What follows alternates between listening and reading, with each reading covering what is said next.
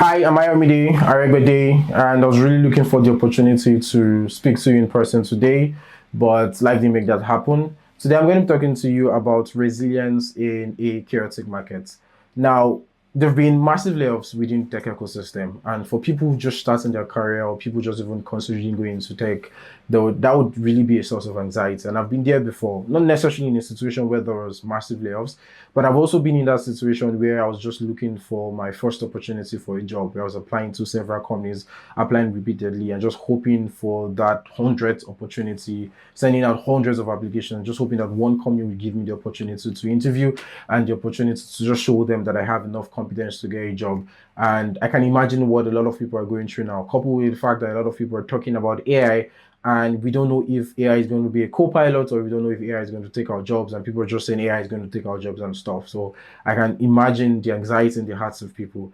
However, today I want to give you the tools and the right mental models you need to be resilient regardless of what's happening right now in our ecosystem, regardless of what's happening right now.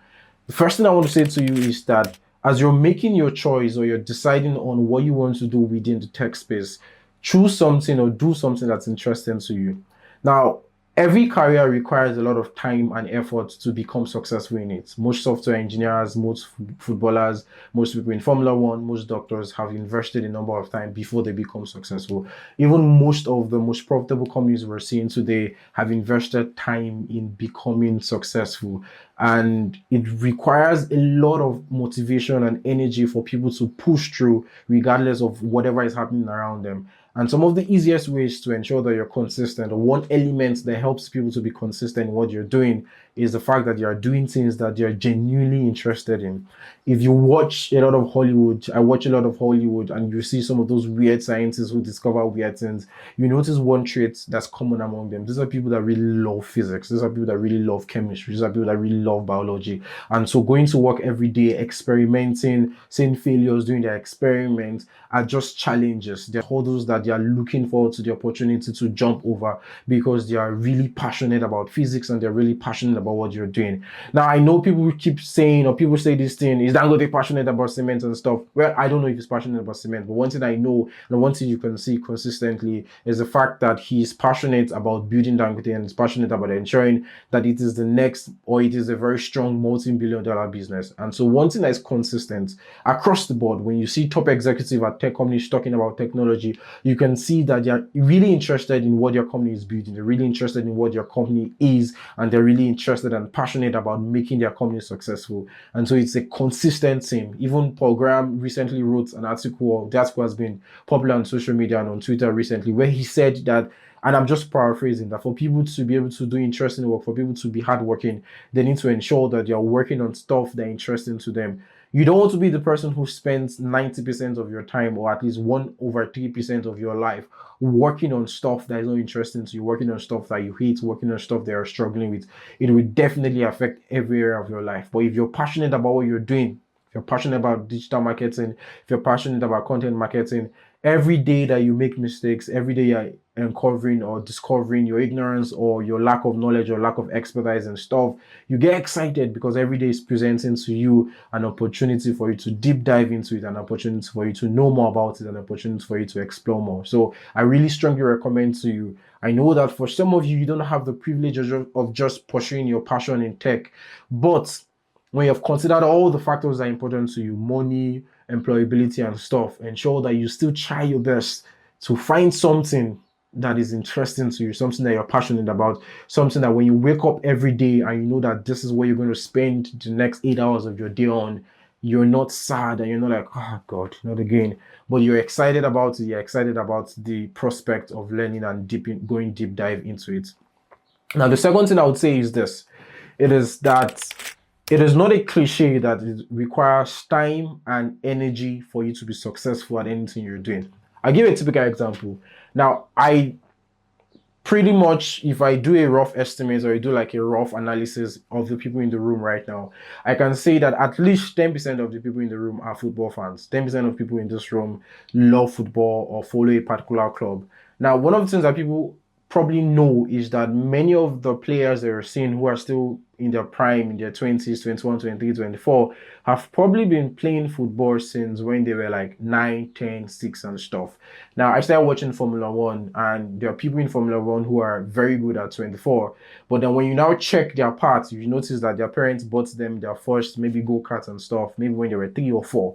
Some of these guys have been go-karting, some of these guys have been driving, they have been in different car racing leagues and stuff since when they started when they were 4. And so when you see them at 24, you're seeing a 24-year-old person, but really you're seeing 20 years of experience. So when you're going into maybe even in chess, maybe even in tennis and stuff, you're seeing a 90-year-old person, you're seeing a 20-year-old person who is doing well, who is winning awards and stuff. And your mind are like, this guy is young. Well, the truth is that yes, the person is young, but the person probably has at the minimum 10, 12, 13, 15 years experience. Almost every doctor you see in a hospital has minimum 6 years of learning experience trying to acquire the skill and trying to acquire the competence. And for most of them, even after 6 years in the university, they still have to do what they call residency. They still have to do some form of internship and stuff with other more experienced doctors before they're given the leeway to be able to treat people, do surgeries themselves. So therefore, to a very large extent, it's the same thing that applies in tech. Now, it might not necessarily be like 5, 10 years before you can start writing code and stuff. But the truth is that for you to get to that competence level, for you to become that engineer who's working at Netflix, making all the thousands of dollars and stuff, you need to put in the work, and you need to put in the work over a period of time. Most senior engineers you're seeing, most of the people you're seeing on Twitter who you like their lifestyle, who you like the money they're earning, who you want to be like them, who you want to ball like them, who you want to earn as much as they're earning, who you want to speak at conferences like them and just be like them and stuff. Behind them is years of experience working on projects, years of experience of hard work, years of experience of late nights, years of experience of reading, of making mistakes, and just doing whatever it is required for them to grow, whatever is required for them to build their competence. You're not just seeing a person who just started yesterday. Like people say, overnight success is overnight for mostly people who are seeing it. It's overnight success mostly for bystanders. In reality, it is years of hard work that has gotten the person to that point. And so I want you to know this. It's not a cliche to work hard. It's not a cliche to be patient. It is really, to a very large extent, expected. Across the board, what is normative for most people, what is normative to be successful in tech ecosystem is hard work over a period of time.